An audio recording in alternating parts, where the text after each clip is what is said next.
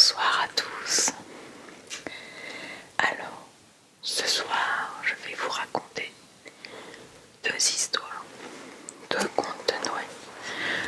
Je vais choisir deux contes dans ce livre-là et je vais vous les raconter.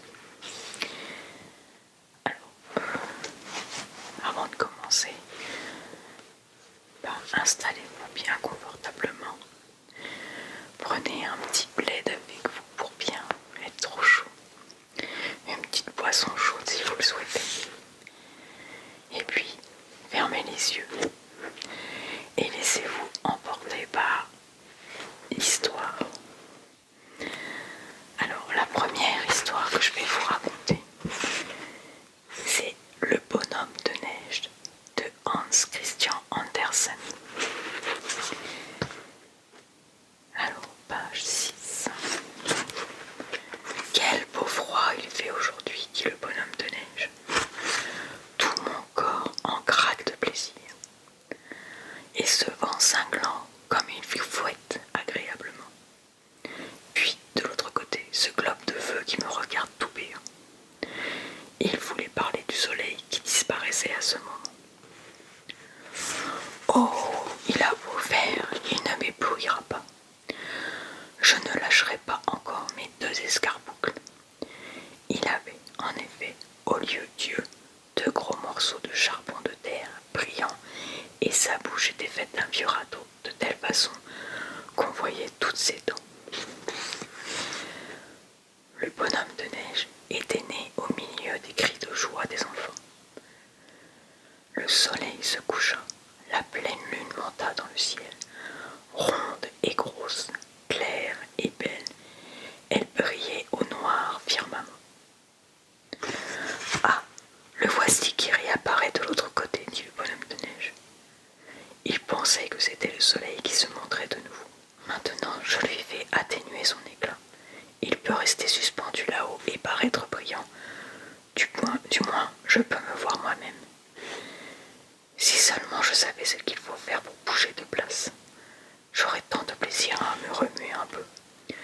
Si je le pouvais, j'irais tout de suite me promener sur la glace et faire des glissades comme j'ai vu faire aux enfants. Mais je ne peux pas courir.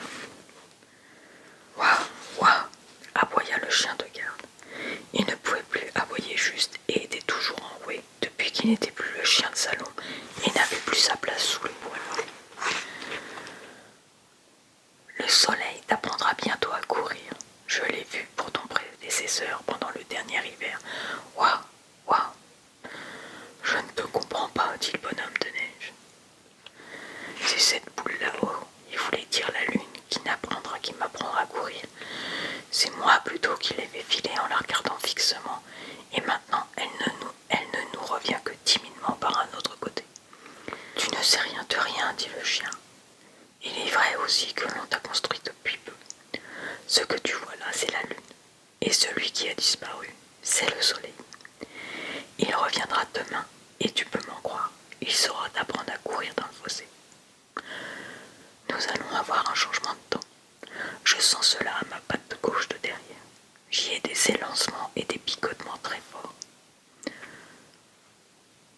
Je ne le comprends pas du tout, se dit à lui-même le bonhomme de neige, mais j'ai le pressentiment qu'il m'annonce quelque chose de désagréable. Et puis, cette boule qui m'a regardé si fixement avant de disparaître, et qu'il appelle le soleil, je sens bien qu'elle aussi n'est pas mon amie. Ouah, ouah, aboya le chien en tournant 3 fois sur lui-même. Le temps changea en effet. Vers le matin, un brouillard épais et humide se répandit sur tout le pays, et un peu avant le lever du soleil, un vent glacé se leva qui fit redoubler la gelée. Quel magnifique coup d'œil quand le soleil parut. Arbres et bosquets étaient couverts de givre et toute la contrée ressemblait à une forêt de blanc corail. C'était comme si tous les rameaux étaient couverts de blanches fleurs brillantes. Les ramifications les plus fines, et que l'on ne peut remarquer en été, apparaissaient maintenant très distinctement. On eût dit que chaque branche jetait un éclat particulier. C'était d'un effet éblouissant.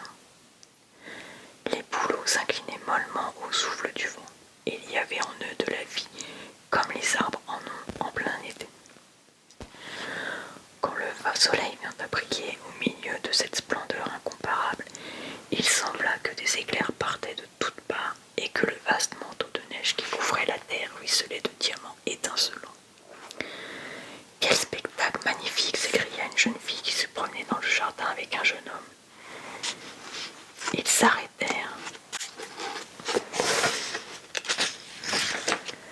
Ils s'arrêtèrent près du bonhomme de neige et regardèrent les arbres qui étincelaient. Même en été, on ne voit rien de plus beau. Surtout, on ne peut pas rencontrer un pareil gaillard, répondit le jeune homme en désignant le bonhomme de neige. Il est parfait. Qui était-ce demanda le bonhomme de neige au chien de garde.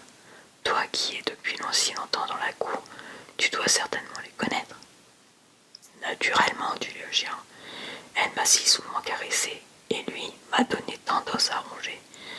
Pas de danger que je les morde. Mais qui sont-ils donc? Des fiancés, répondit le chien. Ils vont vivre tous les deux dans la même niche et y ronger des os ensemble. Waouh, waouh. Est-ce que ce sont des gens comme toi et moi? Ah, mais non, dit le chien. Ils appartiennent à la famille des maîtres. Je connais tout ici dans cette cour. Oui, il y a un temps où je n'étais pas dans la cour, au froid et à la tâche, pendant que souffle le vent glacé. Waouh, waouh. Moi, j'adore le froid, dit bonhomme de neige. Je t'en prie, raconte. Mais tu pourrais bien faire moins de bruit avec ta chaîne. Cela m'égorge les oreilles. Ouah, ouah, aboya le chien. J'ai été un jeune chien, gentil et mignon, comme on me le disait alors. J'avais ma place sur un fauteuil de velours dans le château, parfois même sur le giron des maîtres. On m'embrassait sur le museau et on m'époussetait les pattes avec un mouchoir brodé. On m'appelait chérie, mais je devins grand et l'on me donna la femme de ménage. J'allais demeurer dans le ciel. Tiens, d'où tu es, tu peux en voir l'intérieur. Dans cette chambre, je devins le maître. Oui, je fus le maître chez la femme de ménage. C'était moins luxueux que dans les appartements du dessus, mais ce n'en était que plus agréable. Les enfants ne venaient pas constamment me tirailler et me tarabuster comme là-haut. Puis j'avais un coussin spécial, et je me chauffais à un bon poêle, la plus belle invention de notre siècle. Tu peux m'en croire, je me glissais dessous, et l'on ne me voyait plus. Tiens, j'en rêve encore. Est-ce donc quelque chose d'aussi beau qu'un poêle? Reprit le bonhomme de neige après un instant de réflexion. Non, non, tout au contraire, c'est tout noir, avec un long cou et un cercle en cuivre. Il mange du bois, au point que le feu lui en sort par la bouche. Il faut se mettre au-dessus, ou au-dessous, ou à côté, ou alors rien de plus agréable. Tu restes, regarde par la fenêtre, tu l'apercevras. Le bonhomme de neige regarda et aperçut en effet un objet noir, reluisant, avec un cercle en cuivre et par-dessous lequel le feu brillait. Cette vue fit sur lui une impression étrange qu'il n'avait encore jamais éprouvée, mais que tous les hommes connaissent bien. « Pourquoi es-tu parti de chez elle ?» demanda le bonhomme de neige. Il disait « elle », car pour lui, un être si aimable devait être du sexe féminin. « Comment as-tu pu quitter ce lieu de délices ?» Il le fallait, bon gré mal gré, dit le chien. On me jeta dehors et on me mit à la tâche parce qu'un jour je mordis à la jambe le plus jeune des fils de la maison qui venait de me prendre un os. Les maîtres furent très irrités et l'on m'envoya ici à la tâche. Tu vois, avec le temps, j'y ai perdu ma voix. J'aboie très mal. Et le chien se tut. Mais le bonhomme de neige n'écoutait déjà plus ce qu'il lui disait. Il continuait à regarder chez la femme de ménage où le poêle était posé. Tout mon être en craque d'envie, disait-il. Si je pouvais entrer, souhait bien innocent tout de même. Entrer, entrer, c'est mon vœu le plus cher. Il faut que je m'appuie contre le poêle. Dussé-je passer par la fenêtre? Tu n'entreras pas, dit le chien, et si tu entrais, c'en serait fait de toi. C'en est déjà fait de moi, dit le bonhomme de neige. L'envie me détruit. Toute la journée, il regarda par la fenêtre.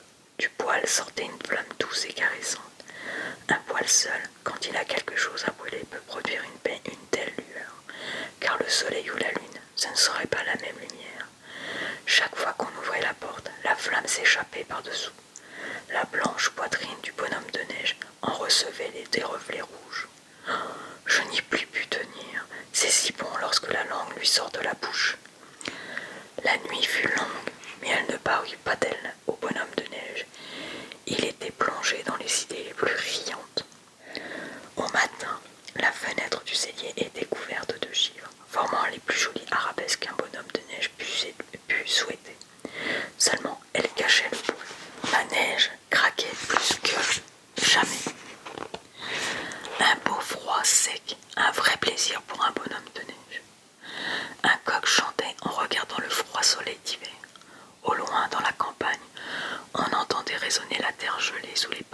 s'en allant dans la bourre, pendant que les conducteurs faisaient gaiement claquer son fouet en chantant quelques rondes campagnardes que répétait après lui l'écho de la colline voisine. Et pourtant, le bonhomme de neige n'était pas gai. Il aurait dû l'être, mais il ne l'était pas. Aussi, quand tout concourt à réaliser nos souhaits, nous cherchons dans l'impossible et l'inattendu ce qui pourrait arriver pour troubler notre repos. Il semble que le bonheur n'est pas dans ce que l'on a la satisfaction de posséder, mais tout au contraire, dans l'imprévu, tout peut souvent sortir notre malheur. C'est pour cela que le bonhomme de neige ne pouvait se défendre d'un ardent plaisir de voir le poêle, lui, l'homme du froid auquel la chaleur pouvait être si désastreuse, et ses deux gros yeux de charbon de terre restaient fixés immuablement sur le poêle qui continuait à brûler, sans se douter de l'attention attendrie dont il était l'objet. Mauvaise maladie pour un bonhomme de neige, pensait le chien. Ouah, ouah, nous allons encore avoir un changement de... Et cela arriva en effet. Ce fut un dégel. Et plus le dégel grandissait, plus le bonhomme de neige diminuait. Il ne disait rien, il ne se plaignait pas. C'était mauvais signe. Un matin, il tomba en morceaux, et il ne resta de lui qu'une espèce de manche avalée. Les enfants l'avaient planté en terre et avaient construit autour leur bonhomme de neige. Je comprends maintenant son envie, dit le chien. C'est ce qu'il avait dans le corps qu'il tourmentait ainsi. Ouah, ouah. Bientôt, après l'hiver disparut à son tour. Ouah, ouah, aboyait le chien, et une petite fille chantait dans la cour. Ouais, voici l'hiver parti, et voici février fini. Chantons, coucou, chantons, cuit, huit. Et toi, bon soleil, viens vite. Personne ne pensait plus au bonhomme de neige. Voilà, c'était la première histoire. Alors, la deuxième, qu'est-ce que je vais raconter? Je vais essayer de trouver une histoire pas trop triste.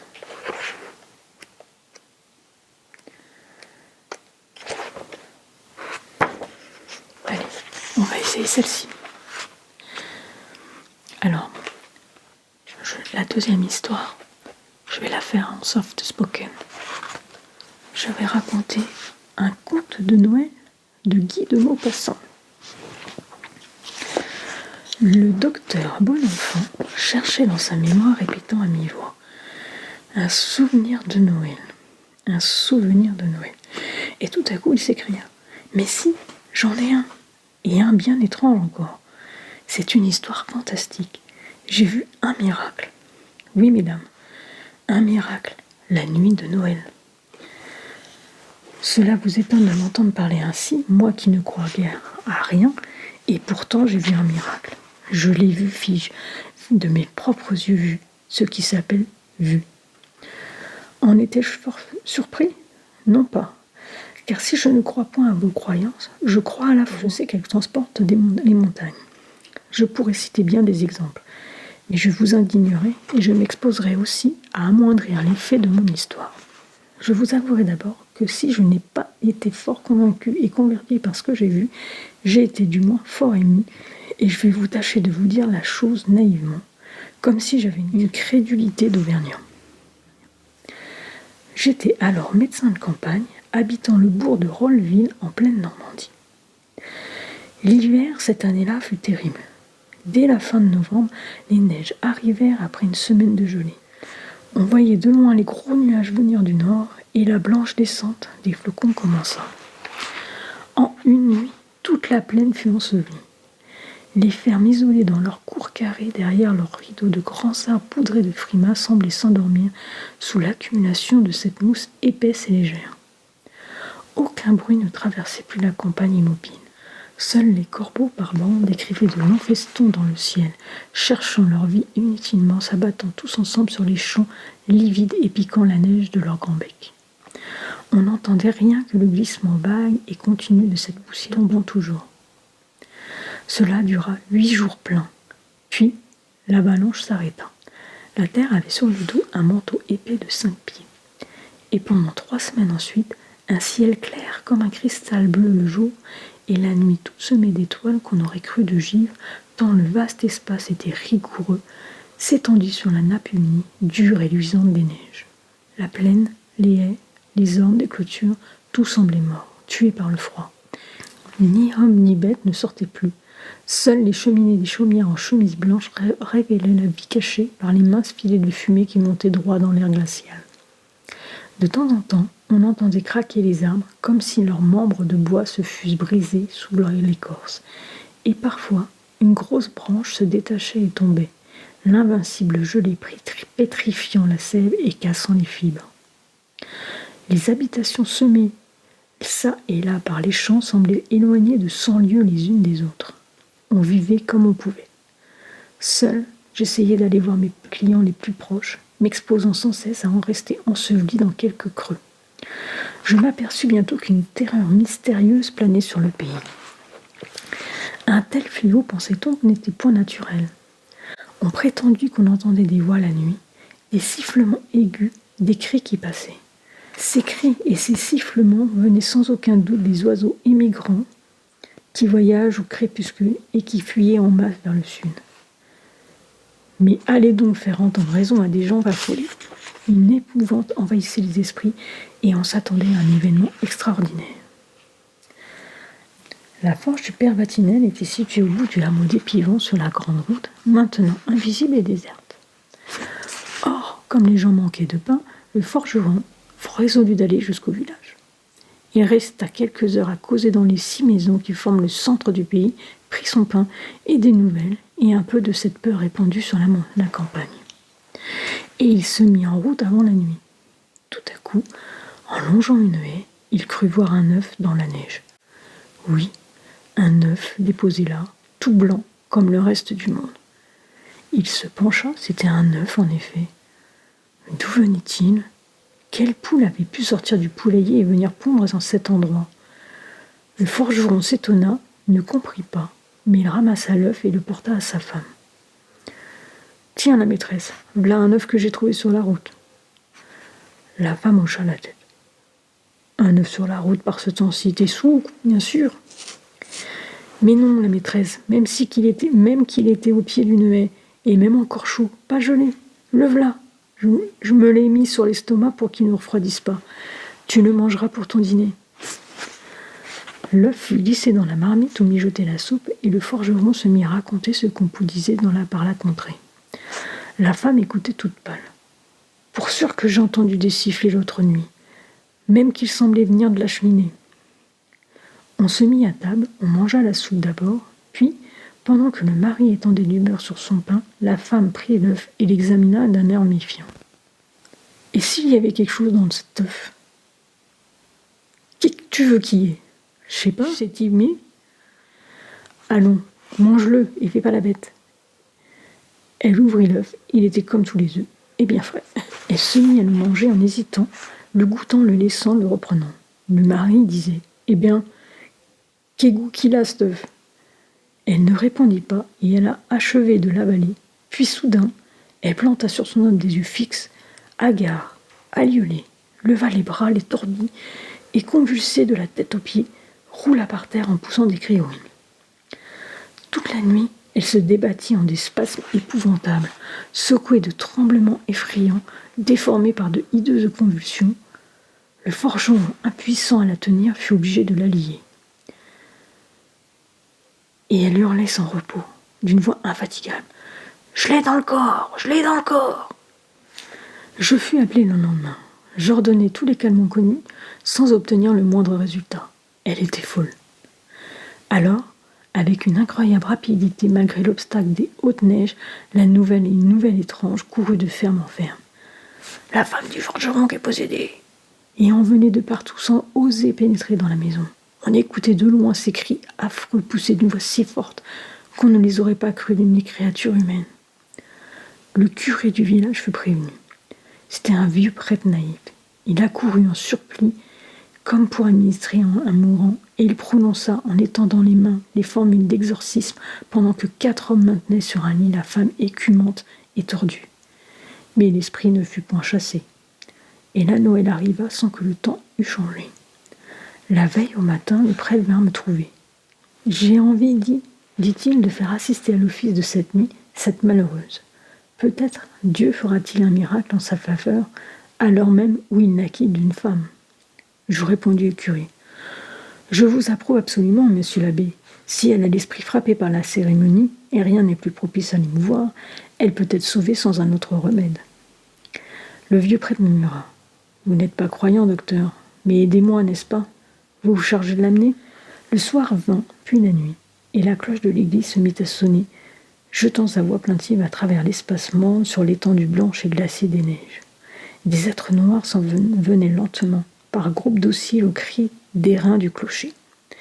La pleine lune éclairée d'une lueur vive et blafarde tout l'horizon rendait plus visible la pâle désolation des champs. J'avais pris 4 hommes robustes et je me rendis à la forge. La possédée hurlait toujours, attachée à sa couche. On la vêtit proprement malgré sa résistance éperdue et on l'emporta. L'église était maintenant pleine de monde, illuminée et froide. Les chantres poussaient dans leurs notes monotones. Le serpent ronflait, la petite sonnette de l'enfant de chœur tintait, réglant les mouvements des fidèles. J'enfermai la femme et ses gardiens dans la cuisine du presbytère et j'attendis le moment que je croyais favorable. Je choisis l'instant qui suit la communion. Tous les paysans, hommes et femmes, avaient reçu leur Dieu pour fléchir sa rigueur. Un grand silence planait pendant que le prêtre achevait le mystère divin. Sur mon ordre, la porte fut ouverte et les 4 aides apportèrent la folle. Dès qu'elle aperçut les lumières, la foule à genoux, le cœur en feu et le tabernacle doré, elle se débattit d'une telle vigueur qu'elle faillit nous échapper, et elle poussa des clameurs si aiguës qu'un frisson d'épouvante passa dans l'église. Toutes les têtes se relevèrent, des gens s'enfuirent.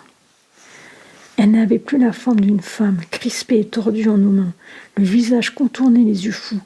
On la traîna jusqu'aux marches du chœur, et puis on la tint fortement accroupie à terre. Le prêtre s'était levé et il attendait. Dès qu'il la vit arrêtée, il prit en ses mains l'ostensoir ceint de rayons d'or avec l'hostie blanche au milieu, et s'avançant de quelques pas, il éleva de ses 2 bras, tendus au-dessus de sa tête, le présentant au regard effaré de la démoniaque. Elle hurlait toujours, l'œil fixé tendu sur cet objet rayonnant, et le prêtre demeura tellement immobile qu'on l'aurait pris pour une statue, et cela dura longtemps, longtemps. La femme semblait saisie de peur, fascinée. Elle contemplait fixement l'ostensoir, secouée encore de tremblements terribles, mais passagers, et criant toujours, mais d'une voix moins déchirante. Et cela dura encore longtemps. On eût dit qu'elle ne pouvait plus baisser les yeux, qu'ils étaient rivés sur l'hostie. Elle ne faisait plus que gémir, et son corps raidi s'amollissait, s'affaissait. Toute la foule était prosternée, le front par terre. La possédée, maintenant, baissait rapidement les paupières, puis les soulevait aussitôt, comme impuissante à supporter la vue de son Dieu.